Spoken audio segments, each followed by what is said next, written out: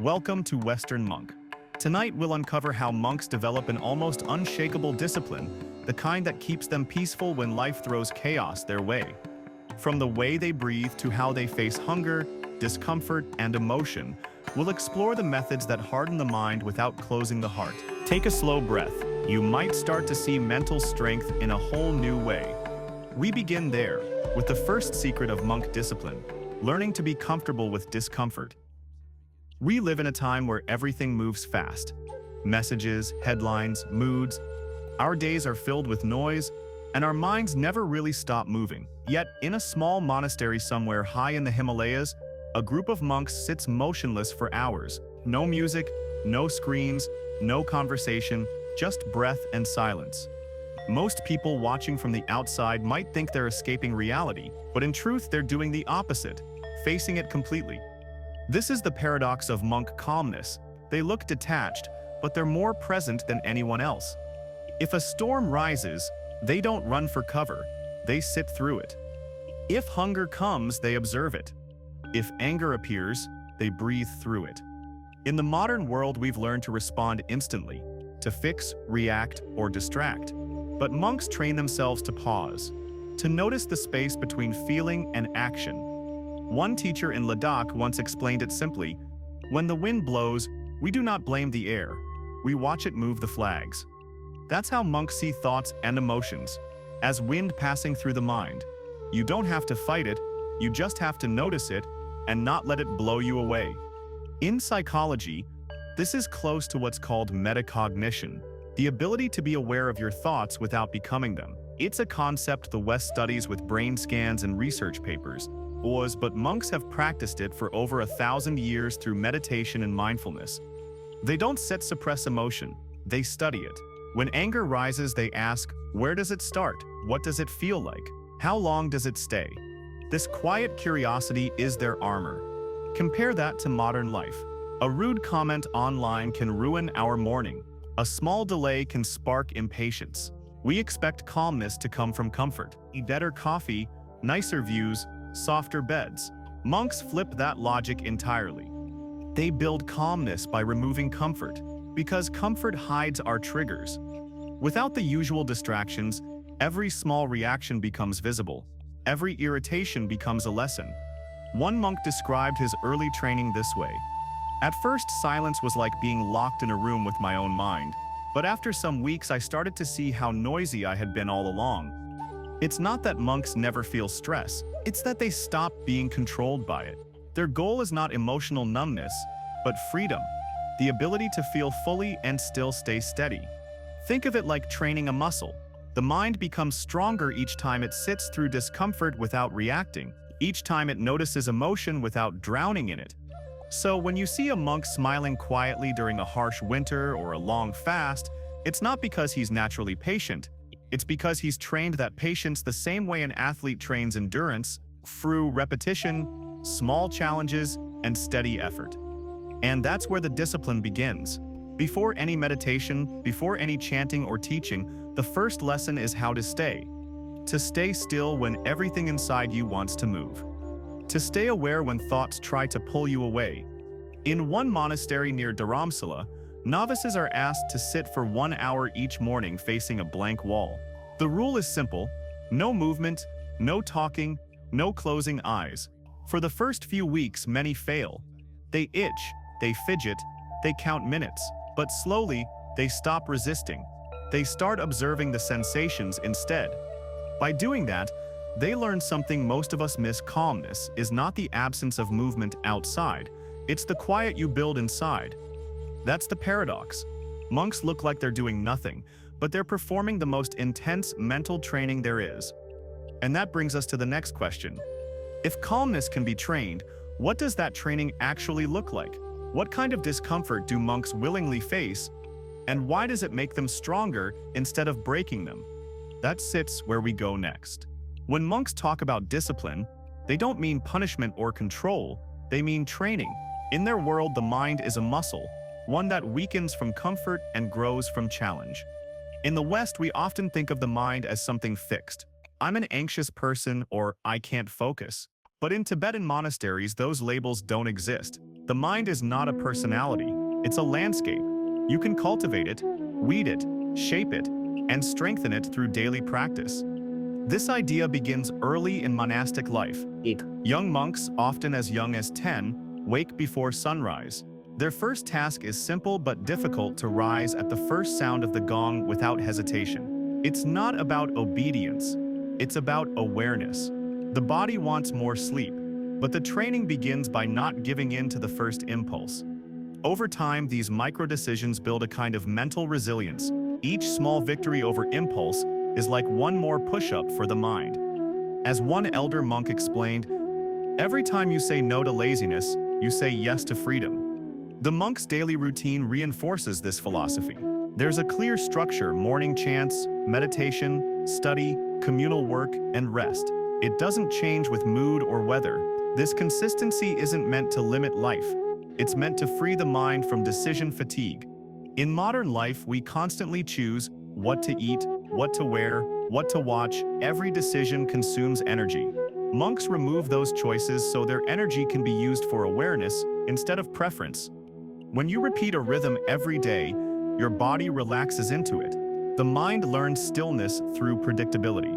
What looks rigid from the outside actually creates mental space. One of the most fascinating parts of monk training is how physical discipline transforms mental control. In many Tibetan monasteries, daily chores, sweeping courtyards, carrying water, cleaning statues are part of spiritual practice. Every task is done mindfully, slowly, and completely. If you sweep as if that's the only thing that exists. No multitasking, no rushing, no reward, just the act itself. This might sound small, but it trains a habit of full attention. It's the same skill needed to stay calm during chaos. When your focus stops jumping from one thing to another, life stops feeling overwhelming. In modern psychology, this approach mirrors what's now called flow state, total absorption in a single activity, but monks go further. They practice flow not for performance, but for peace. The result is a mind that becomes strong without becoming rigid. Here's the important distinction. Monk discipline is not about control. It's about awareness. Control tries to dominate emotion. Awareness allows it to pass naturally. Imagine trying to hold water with your hands. That's control. Awareness is like holding a bowl. It lets the water rest without spilling. Every ritual in the monastery reinforces this mindset. Meals are eaten in silence. Bowls are cleaned slowly and perfectly. Even how they walk between halls follows a rhythm of mindfulness. Steady steps, aligned breath. Over years, these habits become automatic. The monk's mind learns to stay steady, even when the outside world isn't. For them, discipline isn't strictness. It's freedom from the pull of moods, cravings, or irritation. The mind becomes like a strong rope holding steady, even when the wind changes. A senior monk from the Drepung monastery once said during an interview, "We don't set aim to control the storm, aim build the strength to sit through it." That's the core of mental training, endurance, not escape. In modern terms, you could compare it to exercise. A runner doesn't hope for no hills. He learns to run up them without breaking his rhythm. The mind works the same way.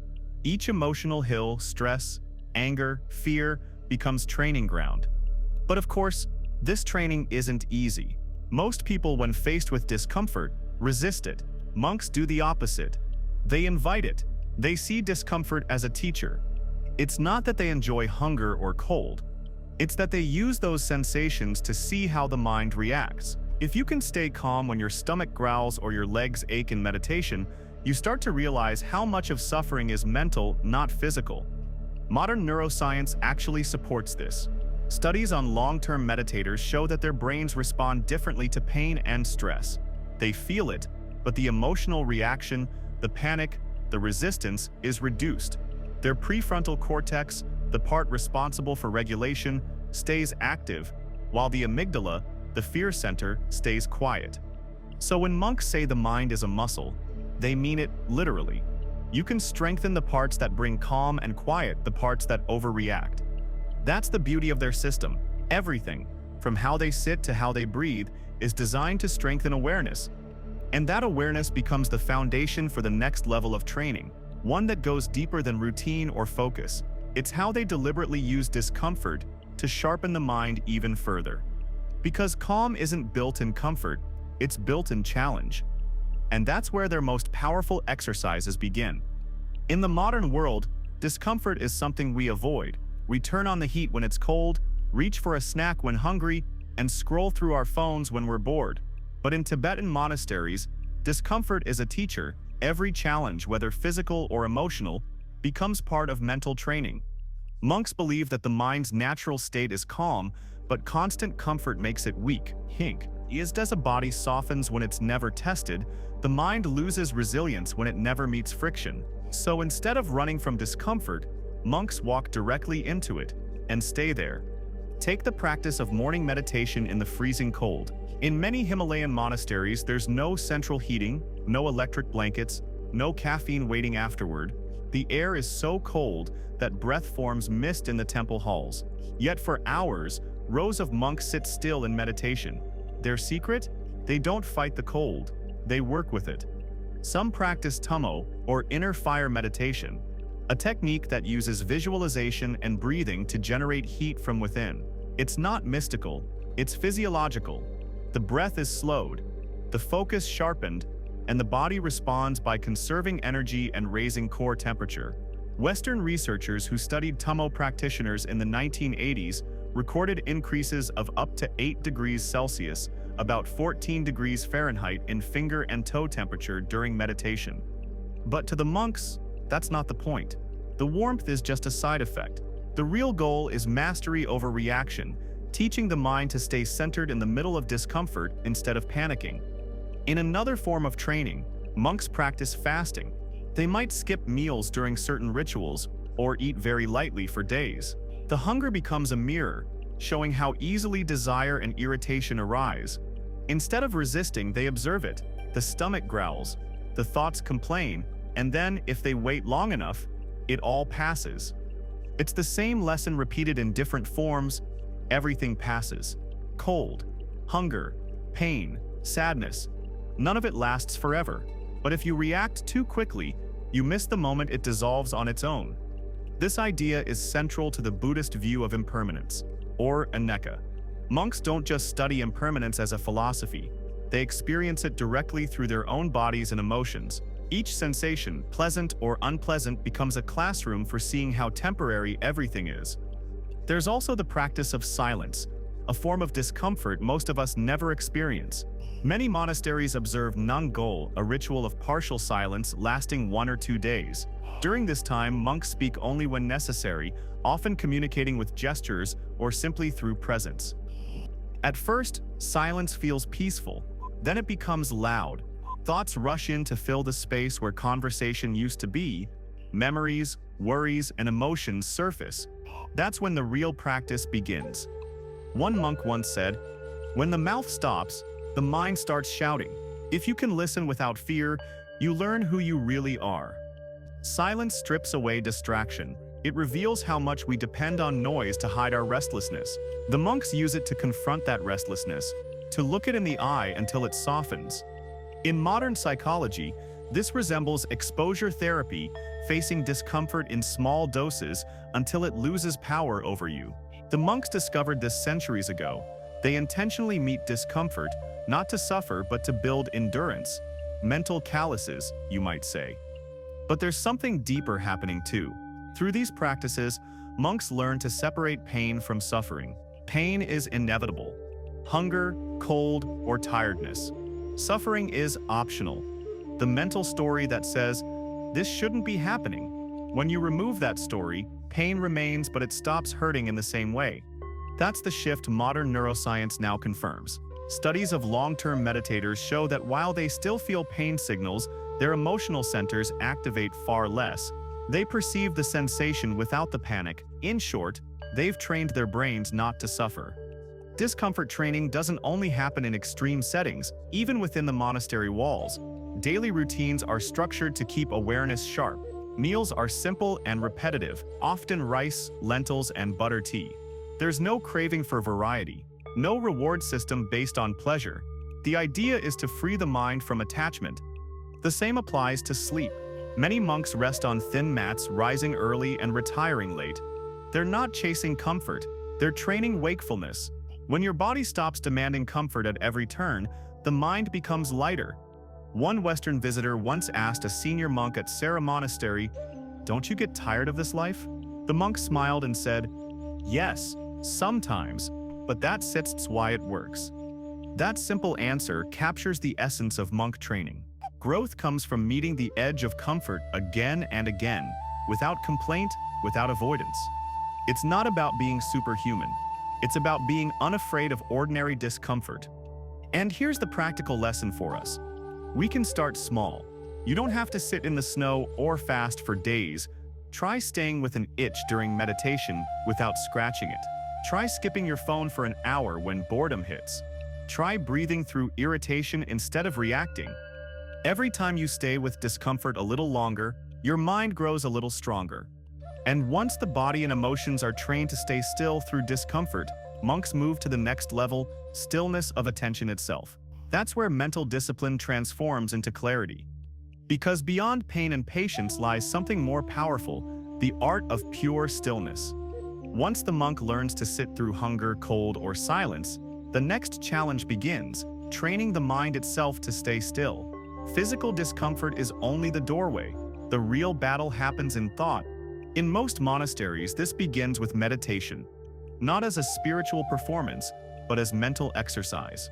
There are no glowing auras or mystical music, just sitting, breathing, and watching. At dawn, before the light reaches the mountain peaks, monks gather in long halls lined with low cushions, or the sound of chanting fades, and a deep quiet settles, and eyes half open. They breathe slowly, evenly, with no rush to reach a special state. This is the foundation practice known as shamatha, or calm abiding. The goal isn't to suppress thoughts. It's to stop chasing them. A thought comes, you see it, and let it pass. Over time, thoughts still arise, but they lose their weight. One teacher once described it perfectly. It sets like watching clouds pass across the sky. The sky never chases them. It just remains the sky. The longer a monk practices, the clearer that inner sky becomes. He begins to see that thoughts, emotions, and sensations are all visitors. They come, they stay briefly, and they go. What remains constant is awareness itself. Western scientists studying monks' brains found measurable changes after years of meditation. Long-term practitioners showed thicker areas in regions linked to attention and emotional regulation. In other words, their brains had literally reshaped through stillness. Stillness isn't passive, it's active awareness, a kind of alert calm that can hold anything without being overwhelmed. This is why monks can stay peaceful even when the world around them is chaotic. Their attention doesn't scatter. In modern life, we often mistake stimulation for engagement. We flip between screens, conversations, and worries, believing we're multitasking. But in truth, we're fragmenting attention, scattering it like seeds in the wind. Monks, by contrast, cultivate single-pointed focus. When a monk drinks tea, he only drinks tea. He feels the heat, tastes the salt and butter, watches the steam rise. There's no background music, no half-open browser tab, no planning the day ahead. That moment is complete in itself. At first glance, this seems simple, but in practice, it's incredibly hard because stillness forces us to face what's underneath all our movement: restlessness, the need to be busy, entertained, distracted. When you remove those distractions, the mind starts to reveal its habits: irritation, boredom, fear, pride. In monasteries, that's not considered a failure of meditation, it's a success. The practice is working because it's showing the truth. One novice monk once joked to a visitor, "Meditation doesn't make you calm. It shows you how uncalm you already are." Through stillness, they begin to understand that emotions are waves, not walls. Anger, sadness, anxiety, they rise, peak, and fall. The only reason they seem permanent is because we keep feeding them attention. With enough training, monks reach a stage where even strong emotions lose their grip. They can feel sadness without sinking, hear insults without reacting, and face fear without freezing. That doesn't mean they're numb. It means they've built space between stimulus and response. That small space, a few seconds of pause before reacting, is what many psychologists today call the foundation of emotional intelligence. For monks, it's a daily reality. There's a story from a monastery in Kham. During debate sessions, monks challenge each other with loud claps and sharp questions meant to provoke quick thought, and sometimes, irritation. The point isn't to win, it's to test if the mind stays calm under fire. When a monk remains relaxed during the exchange, it's considered a sign of maturity, not because he knows all the answers, but because he's unshaken by pressure. Stillness is not silence, it's presence under pressure. And this practice doesn't stop when meditation ends. It extends into every part of monastic life. When sweeping the courtyard, a monk focuses on the broom's rhythm. When washing dishes, he notices the water's temperature, the weight of the bowl. They call this mindfulness in motion. It's the bridge between the cushion and the world, the ability to stay centered while moving through daily tasks. Modern neuroscience backs this up too. Studies on mindfulness practitioners show that regular meditation improves attention span and lowers stress hormones. In simple terms, a still mind handles life better. But monks don't meditate just to feel better. They do it to see reality clearly, to live without distortion. Because when the mind is still, it stops twisting events into personal stories. Things are simply what they are. And in that clear seeing, peace arises naturally, not from avoidance, but from understanding. This is why the Dalai Lama often says, peace does not mean no conflict. It means handling conflict peacefully. Stillness gives that ability. It's the ground from which every other discipline grows. Focus, patience, compassion, resilience. And once stillness is stable, monks begin building the next layer of training, discipline through structure. Because even a strong mind needs rhythm to stay balanced. That rhythm is what holds monasteries together and keeps the mind trained day after day, a discipline so steady that even modern life can learn from it. If stillness is the foundation of monk training, then routine is the frame that holds it steady. Discipline isn't just about meditation, it's woven into every hour of a monk's day. Their routine is both strict and freeing, like a melody that keeps the mind from wandering off-key. A typical day in a Tibetan monastery begins before the first hint of sunrise. Around 4:30 a.m., a wooden gong echoes through stone corridors. The sound is deep and low, waking hundreds of monks from their thin mats. There's no alarm clock, no snooze button, and no complaint. The first act of discipline is simple: rise when called. They wash, dress in layered robes, and walk silently to the prayer hall. By 5 a.m., the entire room hums with the sound of chanting, low, rhythmic, and perfectly synchronized. The chants aren't random prayers, they're mental anchors, training attention through sound and repetition. For outsiders, it might look monotonous, but repetition is part of the design. When actions repeat daily, they stop being distractions and start being containers for awareness. You no longer think about what to do next. Your body already knows. The mind is free to observe itself. After chanting comes tea, a mix of yak butter, salt, and strong black tea. It's more fuel than flavor, providing energy for long hours of study or work. Every monk receives the same portion, served in wooden bowls. There's no choice, no craving, no comparison. This simplicity removes one of the biggest sources of modern stress: endless options. In the West, we often equate freedom with having choices. In monasteries, freedom comes from not needing them. The routine eliminates decision fatigue, the small mental drain that comes from constantly asking, what should I do next? From morning to evening, each activity follows a rhythm: meditation, study, cleaning, meals, prayer, debate, rest. The structure is so stable that it becomes invisible, and that's exactly the point. When life follows a steady rhythm, the mind learns to rest within it. Monks say that the body moves, but the awareness stays still. There's a quiet brilliance in how this structure shapes emotional balance. In modern life, our moods often decide our actions. We work when motivated, rest when tired, and eat when stressed. In monasteries, action is not tied to mood. A monk chants whether he feels inspired or bored. He studies whether he's alert or sleepy.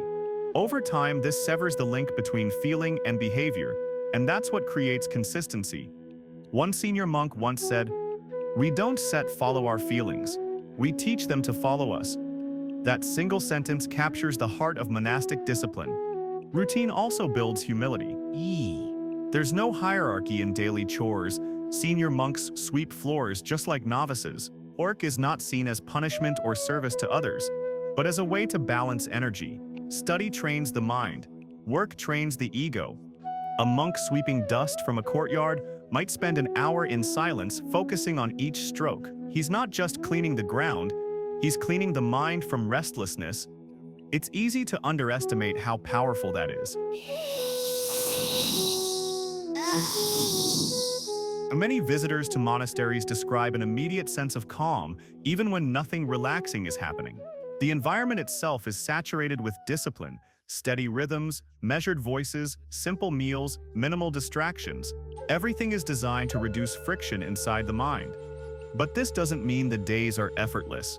They're long, repetitive, and sometimes physically demanding. That's intentional. Routine tests patience. It's easy to meditate once, harder to do it every day for years. That's where true strength forms in repetition, not inspiration. In fact, most monks will tell you that discipline begins when motivation ends. They don't rely on feeling ready or excited. They rely on rhythm, doing what needs to be done whether or not it feels pleasant.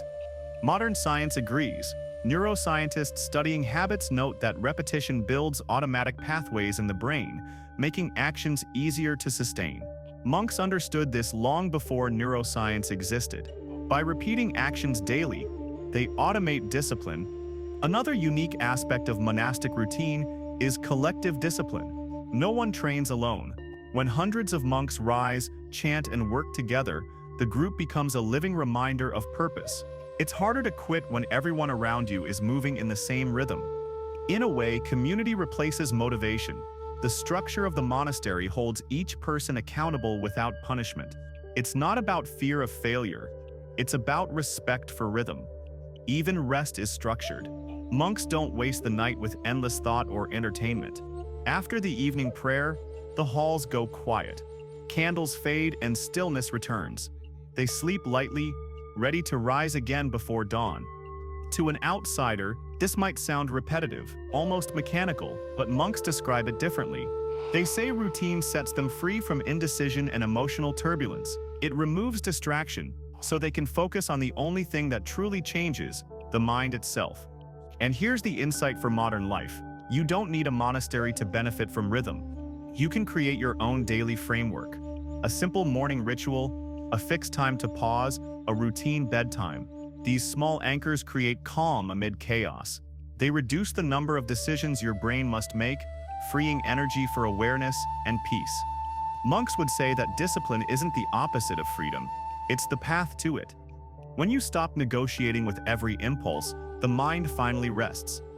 And that rest opens the door to something deeper.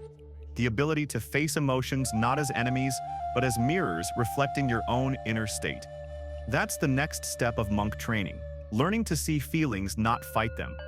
Even after years of meditation and routine, monks are not emotionless. They feel anger, sadness, and frustration, just like everyone else. The difference is that they've learned to see emotion as a mirror, not a storm. Every reaction, they say, reveals something about the mind that produced it. If anger arises, it's not because of the outside world, it's because the mind has a weak spot. The trigger isn't the real cause, it's just the spark showing where attention is needed. There's a well-known story told in several monasteries about a young monk in training. He was known for his dedication, up early, always studying, never missing meditation. But he had one problem: his temper. One afternoon, while helping clean the temple courtyard, another monk accidentally spilled water on his scriptures. Furious, the young monk shouted, slammed his broom, and stormed off. He expected his teacher to scold him, but instead, the teacher smiled softly and said, "You cleaned the floor, but you forgot to clean your heart." Embarrassed, the monk bowed and went to meditate. But that night the words kept echoing in his mind. Clean your heart. What did it mean? The next morning, the teacher explained, anger is not bad. It is a message, but if you believe the message is someone else's fault, you will never learn what it came to teach you. From then on, the monk began to study his emotions the same way he studied scriptures, carefully, patiently, without judgment. When irritation appeared, he asked, "Why now? What am I protecting?" When pride appeared, he asked, "What do I fear losing?" When sadness appeared, he asked, "What expectation failed?" This reflective method, examining emotion instead of reacting, is central to monastic life. It's what turns daily challenges into inner lessons. Psychologists today might call it emotional awareness or cognitive reframing. But monks describe it much more simply: turn the mirror toward yourself. In monasteries, this teaching is reinforced constantly. During group debates, for example, when tempers rise, senior monks remind the younger ones, "Don't argue to win, argue to see." That single sentence changes everything. The goal of every disagreement becomes self-knowledge, not dominance. It's a discipline of humility. When monks feel wronged, they ask, "What belief of mine was challenged?" When they feel envy, they ask, "What desire is hiding here?" This habit of turning inward breaks the chain of blame, and that's what keeps the mind free. To outsiders, it might look like suppression, but it's the opposite. Monks don't bury emotion. They give it space to breathe until it settles naturally. It's like holding a glass of muddy water. If you keep stirring, it never clears. If you set it down quietly, the dirt sinks and the water becomes clear on its own. Still, learning this isn't easy. One teacher from a monastery in Spiti explained, "The first 10 years, I thought I was controlling anger. The next 10, I realized anger was teaching me." Over time, monks develop what could be called emotional patience, the ability to let feelings come and go without panic. It's not indifference, it's confidence that the storm will pass. Modern neuroscience has studied this too. Long-term meditators show reduced amygdala activity, meaning they still feel strong emotions, but those emotions don't hijack their responses. Their prefrontal cortex, the rational part of the brain, stays engaged. That's why when something shocking happens, monks often react with calm curiosity instead of fear. They've trained their minds to stay steady, like watching a fire without jumping into it. This emotional resilience shows up in the smallest moments of monastic life: a spilled bowl of tea, a harsh word, a lost belonging. Each is treated as an opportunity to observe attachment. One visiting volunteer once dropped a tray of food in the monastery kitchen and froze, expecting reprimand. Instead, the senior cook chuckled and said, "Now we practice patience together." That attitude, turning mistakes into shared practice, is how emotional strength spreads through the community. It removes shame and replaces it with learning. And it's not just for monks. This same approach can transform how we handle stress today. Next time someone angers you, pause and ask, "What is this showing me about myself?" Instead of suppressing or venting, observe. You'll start to notice that the emotion loses its intensity faster. The goal isn't to become detached, it's to become honest. When you see your reactions clearly, they stop controlling you. That sets what Tibetan teachers mean when they say, "The world is a mirror. You cannot polish it, you can only polish yourself." The stronger the mirror of awareness, the less anything outside can distort your peace. And once this inner clarity is developed, monks move toward the most practical stage of all, applying their mental training in daily life, not just inside monasteries, but in every interaction, every decision, every ordinary task. Because real mastery isn't proven in silence, it's proven in the noise of everyday life. You don't need to shave your head, wear robes, or move to the Himalayas to train your mind like a monk. What monks practice in isolation, we can apply in the middle of traffic, work deadlines, and social media noise. The difference is not the setting, it's the consistency. In monasteries, mental discipline isn't an event, it's a lifestyle, and that's something anyone can build in small, steady ways. Let's start with the first pillar: awareness before reaction. In modern life, we often respond instantly to messages, to anger, to boredom. But monks insert a pause. That pause is small, maybe just one breath, yet it changes everything. It's the space where awareness enters. You can practice this anytime. When irritation rises, stop. Don't label it or fix it. Just breathe once, feel the heat in your body, and notice what your mind wants to do next. That one act of noticing weakens automatic behavior.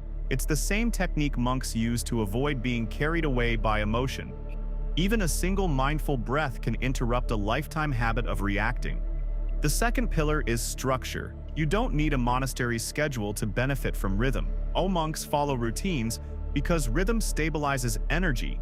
Without a rhythm, the mind burns out chasing novelty.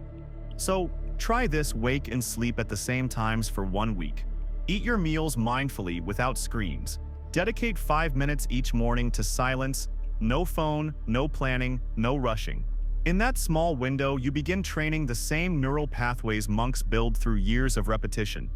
Discipline, they say, is not about doing more. It's about doing less with attention. Another habit monks rely on is one-task focus. They do one thing at a time. Chant, walk, eat, clean, give it full attention. Modern neuroscience calls this monotasking, and it's been shown to improve productivity and reduce stress. Monks have practiced it for centuries because they know attention is energy, spend it carelessly, and the mind tires. You can try this too. Choose one activity a day: washing dishes, walking to work, even making coffee, and give it full attention. Feel every motion, smell, and sound. If your mind drifts, gently bring it back. You'll notice something surprising: even the simplest task becomes peaceful when done fully. That's mindfulness in action, not mystical, just practical. The third pillar is voluntary discomfort.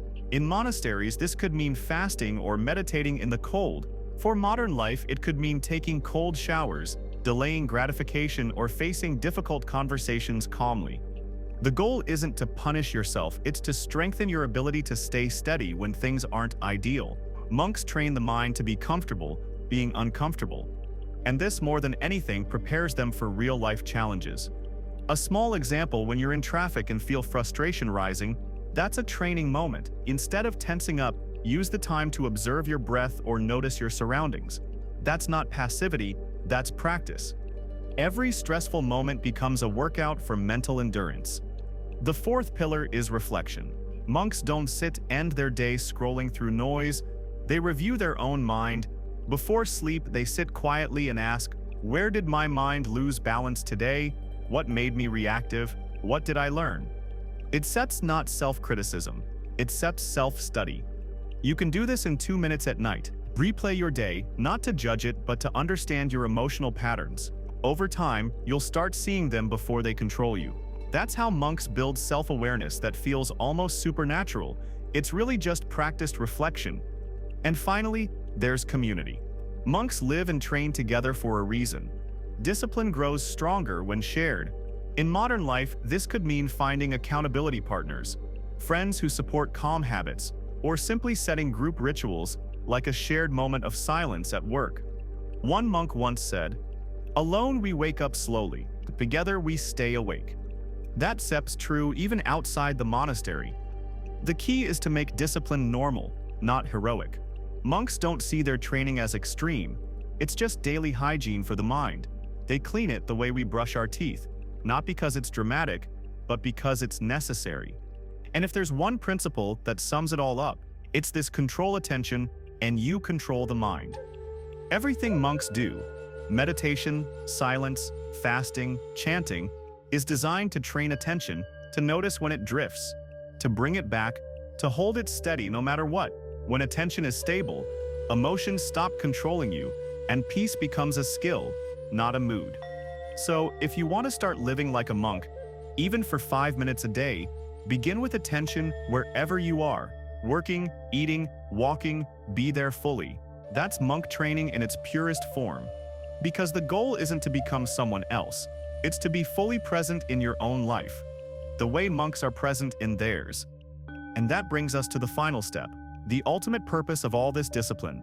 It's not control or suppression or perfection, it's freedom. Freedom from emotional turbulence, freedom from distraction, freedom to face anything and remain steady. That sets what monks call the unshakable mind. If you've ever seen a monk in person, you probably noticed something unusual, not just their calm, but their presence. They don't rush, they don't fidget, and when they look at you, it feels like the whole world slows down. That's not personality, it's training. Monks spend years shaping the mind until it no longer bends under pressure. They call it sem ni ji ba, the peaceful nature of mind. It's the quiet that remains when all the noise inside fades.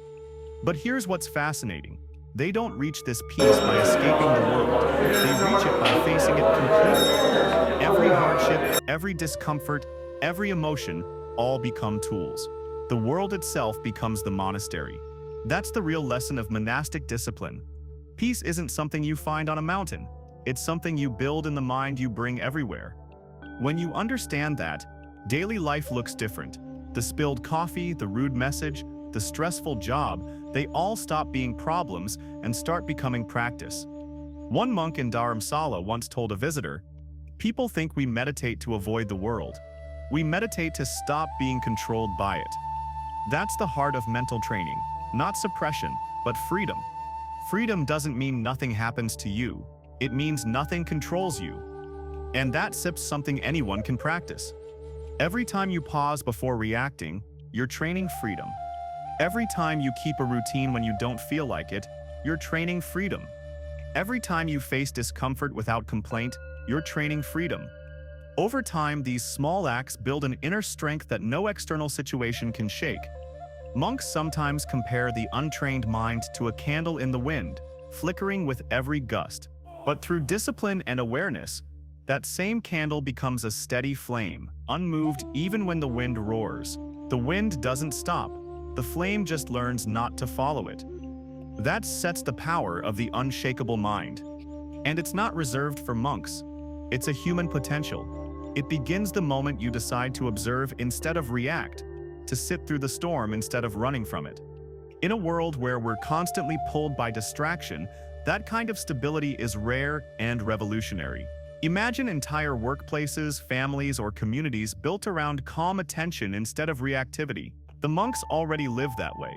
The rest of us are just starting to remember how. Of course, this isn't about perfection. Monks will tell you they fail often. They get irritated, tired, or distracted too. The difference is what they do next. They don't spiral into guilt or denial. They notice, breathe, and begin again. That's the real essence of training, not never falling, but never stopping. A teacher once told his students, "Discipline is not about being strong all the time. It is about returning every time you forget." So if you try to live more mindfully and find yourself losing focus, don't judge it, just return. That single act, returning, is the path itself. And perhaps that's what "nothing affects them" really means. Not that monks don't feel, but that they don't get stuck. Life moves through them like wind through a temple bell. Sound comes, sound goes, and stillness remains. You can practice this anywhere, in the middle of traffic, in a tense conversation, in the silence before sleep. Take one breath, notice, and let go. That's the modern version of monastic discipline, a daily training of calm awareness inside a noisy world. The monks have shown us that mental strength isn't born from isolation. It's built through small choices, repeated with care. To live with an unshakable mind, you don't need a monastery. You need only a moment, and the will to stay present in it. Because peace is not a place. It's a practice. And in the end, the monks remind us of something simple but profound. You don't control the world. You train the mind that faces it. That's how nothing and no one can shake you.